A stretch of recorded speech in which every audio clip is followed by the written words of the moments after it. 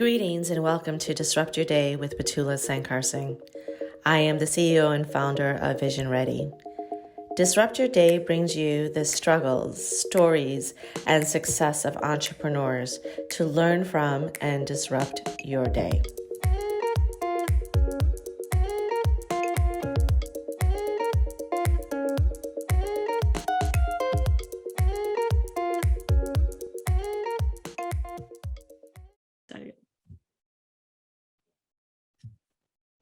Welcome, everyone, to Disrupt Your Day. I am Petula Sankarsingh, your host for today. Thank you for joining us. And today we have one of our beautiful entrepreneurs joining us to tell her story, her struggles, and success. Her name is Marina. Hi, how are you? And Hi, welcome. Petula. Thank you. I'm so good. Thanks for having me. She's coming all the way from Mexico, streaming in with us from Mexico. So I'm excited to have her on, and she will share her journey with you guys. So yeah, so go ahead, Maria. Tell us about your entrepreneur journey, your thoughts on it, how you got started, what struggles you've seen, just your overall story, and then we can end with what is successful for you. Sounds great. Yeah. Hi, everybody. My name is Marina. I am a holistic health coach, and I focus on stress for entrepreneurs and busy professionals. And the way that I got to today is really through my own journey with stress. I am a huge believer in making your mess your message. So it's actually really serendipitous that we are recording this today from right here, because I'm actually at WeWork. And I used to work for WeWork back when I was just starting to build my health coaching business. And I was working, I think there was a point where I worked every single weekend for about 2 months when I had just started with WeWork. So I had a ton on my plate. Mm-hmm. I was getting my yoga certification at the same time, which went on weekends, and my health coaching certification at the same time, because how many of us like to bite off more than we can chew, right? Exactly. I'm sure that's the case with so many entrepreneurs out there listening. And for me, what really prompted me to transition out of the corporate world into what I do now is just seeing how stress was affecting me personally.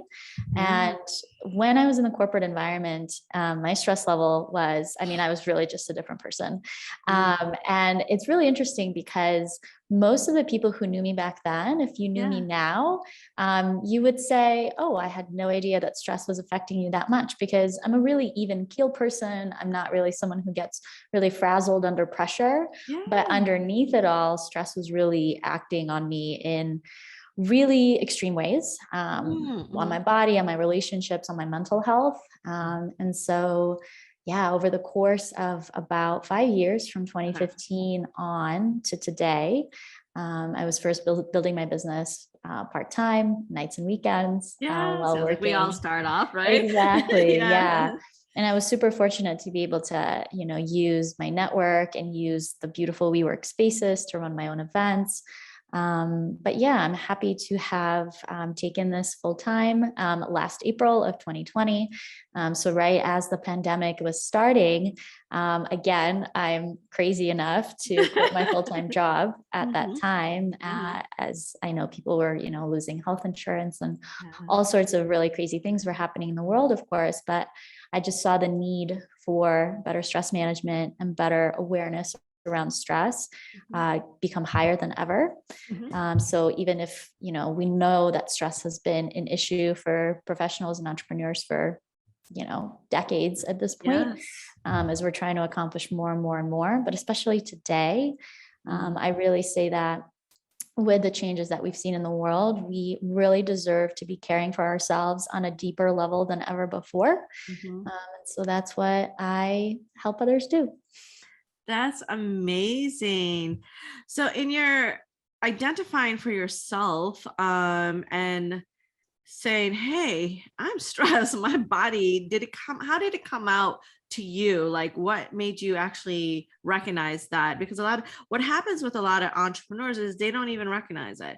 And they Yeah. just think it's part of my hustle, right? Mhm. This is my brand, this is my livelihood. And they just keep going and going. So how were Mm. you able to identify that? Yeah. So the way I like to talk about this, especially with driven professionals who are oftentimes fueled by the stress, is that there's two different types of stress. There's eustress and there's distress.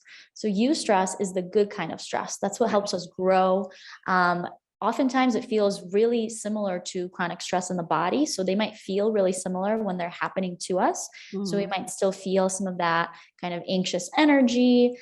In the case of eustress, the good stress, we use that as fuel, right? We use it as Nice. excitement. We use it to propel us to do well in presentations, Hmm. to deliver at a high level. But Right. there's also such a thing as distress. Okay. And the boundary between those two is what I think is really important to define for yourself, Okay. because this is where that boundary, like you said, tends to get blurred Okay. for those of us, especially in the CEO role or the founder role, who are, feeling like this is the fuel that's keeping them Yeah. going. Hmm. And what I see so often is that we really start to seek help or start to ask ourselves these deep questions when Hmm. something goes wrong. So Right. when some of us are reaching burnout, Hmm. I'd love to see more people working with me from a prevention standpoint, but unfortunately for so many of us, it just doesn't become a priority until something goes wrong. Hmm. For me, it was that similar route. So I wish I was myself, someone who had focused on Yeah. prevention. Uh-huh. But for me, my stress really started to reach a peak in 2015. This is Mhm. even before WeWork. I was a consultant. I was traveling often, and I was taking on a lot beyond just like my the current role that I had at that time. Mhm. And again, I was super excited to do that, stretch Yeah. goals, traveling often, working with executives at large companies at the time, really one on one. And for me, kind of that peak was reached on a specific work trip. I was in Minneapolis. I was all by myself at a client site, leading presentations to 20 executives. And I just remember being so lightheaded from the stress. I Oh my had trouble gosh. sleeping. Yeah, I had very little appetite. I was just forcing myself to eat just because I knew I Oh. had to. And I was talking to my roommate at the time. I had given her a call and I was describing to her what I was feeling. And she said to me, I think you have anxiety. And at the time, I literally had to like Google what anxiety is and ask her. I was like, is this something that you're experiencing right now? And she's like, yeah, I mean, I think it's, pretty common. And that was kind of my entry point to this whole Oh, world of like, wow. unless we manage and recognize these symptoms, unless we take care of ourselves, this is going to only get worse and worse. Mhm. Right? Considering the fact that if I'm newer in my career and I have all these responsibilities already, by the time you, ascend the ranks, you only start to want to take on more and more and more. And then you're there for your team and customers and so much else. So Mhm. yeah, for me, it was really that memory that stands out. And from that point onwards, it's something that became more prominent for me to become aware of. Mhm. And as a result of that, I just started learning and reading and listening to as many podcasts and documentaries as I could in the area of Yeah. health. So that's kind of what started the chain reaction for me to where I am today. Well, I mean, that's great information for other entrepreneurs to pay attention to your body, pay attention to how you're feeling, what's going on, because oftentimes people are like, yeah, I'm just stressed. I just don't have an appetite. You know what I mean? Mhm. So they again may mask the issue as versus Exactly. being a preventative. So that's some great stuff. So you're traveling. So talk about your travel because Yes. the first conversation you were in was it Guatemala or Tulum? Guatemala. Guatemala. Yeah. And then now you're in Mexico City. So tell us about that. Yeah, so this is one of those areas where I am taking on stress that doesn't necessarily need to be there. Yeah. But Yeah, I love traveling. It's something that I wanted to do forever. And I think the pandemic has made it, a little bit more difficult, but also because I am now just working on my business, it also freed up a lot of those constraints that would Yeah. otherwise have been there. So I have been traveling for the past year and a half, obviously very cautiously and within reason, but super fortunate to be in new locations in the world and really understanding how different cultures deal with the work environment. And Yeah. it's been super interesting to see just culturally how different countries look at stress, how they've been faring throughout the pandemic, as far as the worries and the anxiety Yes. levels of those who are living there as opposed to the U.S. So yeah, and it's funny. A lot of people, I think, would prefer to just be stationary as while we build a business. And that's Yes. something that I really had to evaluate for myself. Mhm. I'm sure productivity could be better if I don't spend extra energy on, finding my next location, finding the right Yes. co-working space and things like Mhm. that. But for me, it's just the trade-off. This is something that I really love doing. It lights me up, and it is making the whole entrepreneurial journey that much more worth it for me. Oh, I love it. Yeah. Mhm. So Well, I think what you're doing is amazing. I love to travel myself, and I'm hoping to do the same. I was actually yeah. supposed to do that this year, but couldn't, the pandemic and all that. So what is a like a standout moment to you? Because you said, versus, productivity, right? But that's Mhm. okay. That's why we're entrepreneurs, right?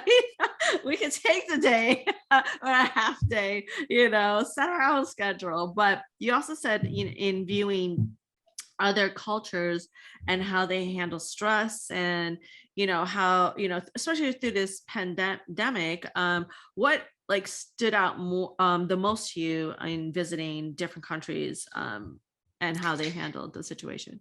Yeah. So I think the one thing that stands out is just how necessary it is to continue to open up the conversation around stress and around mental health. Mm-hmm. I've definitely found that in the US, we have a lot of statistics and a big focus on mental health. Yes. Whether or not people are still getting the help that they deserve to the level that they need it is, still Yeah. questionable, but at least Mhm. we are, I think, more open than ever about it. Different social media campaigns talking about it on the news, different Mhm. research articles. I love to see that. It's important to open up that conversation. And it Yes. seems that other cultures aren't even there yet. So a Mm. lot of, different places that I've been around Latin America, it seems that it is still a culture where you kind of take You things can't. and Oh. you deal with them yourself, as opposed to being more open. I think there's actually also a number of European countries that are kind of in the similar space where things like therapy and coaching aren't as widely accepted yet. Okay. So yeah, it's interesting to see the differences, and that's why I do the work I do. I try to host events everywhere that I go, so I'll be That's hosting some nice. here Mm-hmm. while I'm here through the end of the month. So yeah, like I said, really just open up that conversation, and especially for busy professionals and entrepreneurs, again, when we are trying to accomplish so much, especially if we have teams, I always say that you have to put yourself first. And it's such difficult advice for so many that I work with to receive, Yes. because when you have a huge to-do list of things that have to get done, especially if you have customers, teams, deliverables, Yeah. adding one more thing to that list, even if it's caring for yourself, can Yeah. feel really heavy for others. Mhm. And so it's in that reframing of really putting yourself at the top of the food chain, Mhm. because everything that you're creating as an entrepreneur starts and ends with you.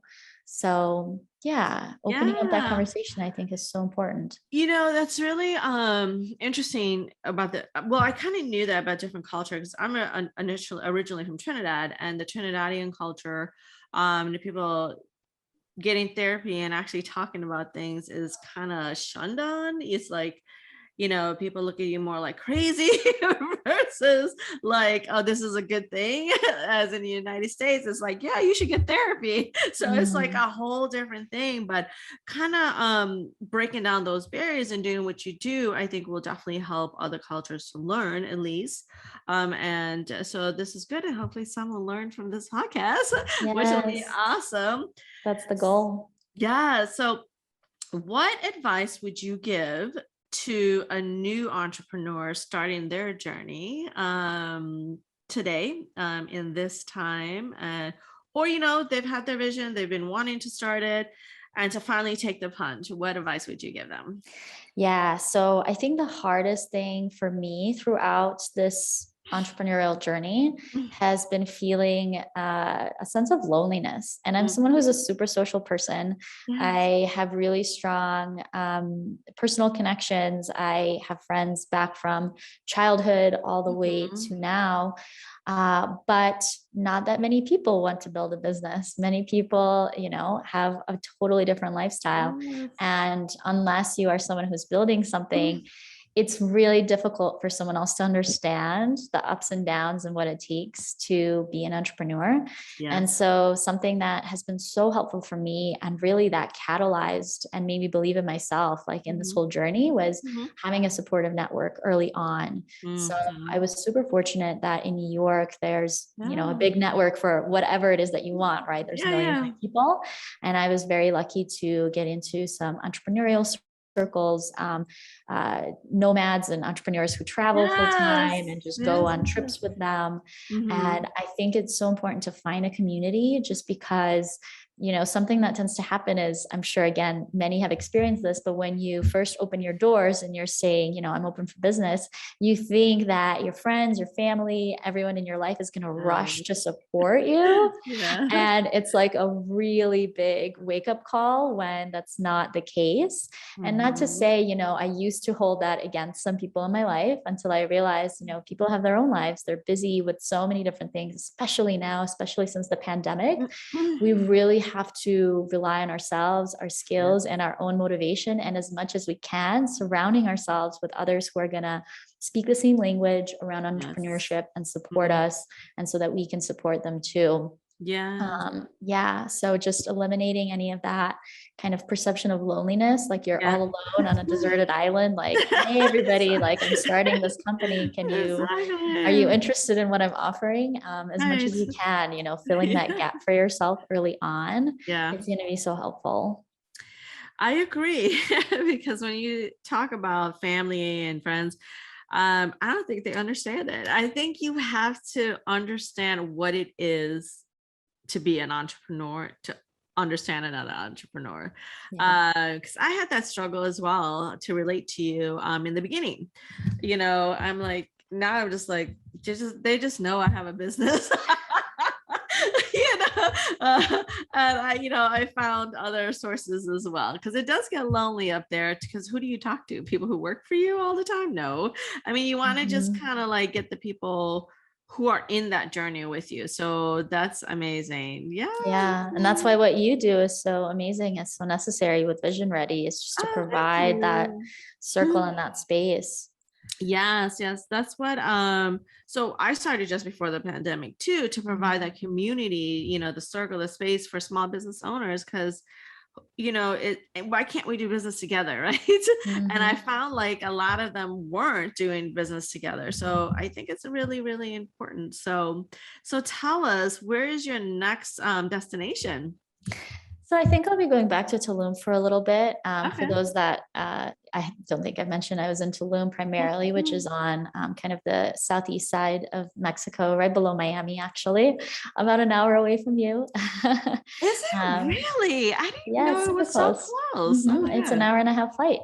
And afterwards, I have a series of in-person corporate wellness workshops on the East Coast. So I'll be Oh, back in the US for a little bit. And after that, okay. we'll see. I'm definitely very called to Colombia sometime soon. So yeah. Okay. Well, awesome. So tell us, what would you say is your success at this point throughout your journey? I think my success, the primary success right now, is just within myself, noticing how again, the stress level that I used to have, how I used to react to situations in the corporate environment, given all the demands that I had, it's noticing the things that would phase me previously and seeing them now and just being totally detached from that stressful feeling. That's like the beauty of the work that I've done within myself that I now do with others is, seeing, it's almost like you can float above and you can see yourself how you would have reacted in the past. And as entrepreneurs, right, there are a number of events a day that could cause that stressful spiral for us to happen. And just being totally, much more calm in the face of these different unexpected events and travel and things like that. So I think for me, I'm newer in my journey. So, building from the time that I started building this part-time, it's perhaps 4 years, but full-time, it's only been about a little over a year and a half. And so I recognize that, I'm in this for the rest of my life. And, the journey will continue to unfold. There's ups, there's downs. But if you can really appreciate your personal progress as you go along and you keep building, I think that just makes it so much more worth it, because for so many of us, like, we are so future focused, right? We have that big vision and our annual or quarterly goals, and those are super important. But something that I'm learning to really appreciate and sit with is just like, hey, where I'm at right now is really great. And by the time I get there and I get even more responsibilities, more clients, more opportunities, it's going to be wonderful. But I don't want to forget these moments along the way that are also just really special. Like, here I am in Mexico, having created this for myself, talking to you. And I know. How amazing is that, right? So lastly, we like to celebrate success with our entrepreneurs. One other question I have for you: what do you do to celebrate your wins? Oh, I love that question. That's a good question. Just today, so I'm here at WeWork and I am sitting with some amazing entrepreneurs upstairs that I've loved meeting over this past week. And I asked that exact question, actually. I was saying, we've been working a lot and we love what we're doing, but we've been here for, 10-hour days, just hanging out, working, chatting. And I was like, what do you guys do for fun? What do you do in your spare time when you're just trying to enjoy the moment? And, we like to dance salsa and we like to travel, obviously, go to, small towns and just explore the culture, not just within the cities that we visit, but really outside. So I love doing that. But I don't know, we're all just kind of we really love what we do. And every day just feels so good, where I could, like you said, if I feel really called right now, I could take the afternoon off and go to a museum. And just that thought is so refreshing compared to the past, having so many external obligations. So I love exploring. So awesome. But every day is just a great day, even when things are a little bit stressful. And isn't that amazing? Excuse me. So we would like to do a toast with you to say thank you and celebrate you and your journey. I also kind of match wine varietal with the person I interview and meet, just based on the complexity of wine and how it's very complex. And to be an entrepreneur, there's so many different levels to it. So for you, I know we initially talked about champagne, and I actually think it fits you. So what I have for you, I'm going to read it really quick for you. Love it. Is you're up to celebrate any occasion and have a positive outlook on life. You care deeply about others, think what others think, but will go out of your way to also help. I think you're very goal oriented and you're set on a path for success. Oh, wow. That's amazing. Thank you. You're welcome. I love that so much. You're welcome. So I'm going to hold up my wine glass. And I'm going to hold up my toast you. WeWork cup. Exactly. So we have another traveler where there's no wine glasses in that country or in their location. Sorry. But cheers to you, my friend. Thank you so much for being part of this. So I'm going to take Oh, I love it. a sip to celebrate you. Follow us. We will follow you. Keep us updated on your journey.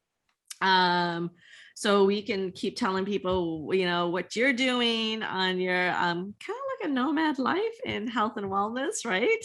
Yeah. And teaching entrepreneurs to master the stress in the beginning and not wait till your body shuts down on you, because I went through that a long time ago, and I know the feeling, and if I knew what I knew now, it would have been a different experience for me. So I feel like you have a lot to offer the world. So keep doing what you're doing. And again, thank you so much for joining us today on Disrupt Your Day. Thank you for having me. This was so fun. It was. All right. Thank you for listening. Make sure and subscribe to our podcast. For the latest entrepreneur buzz, sign up for our e-newsletter. Link in description. Remember, success is like a hangover. Cheers.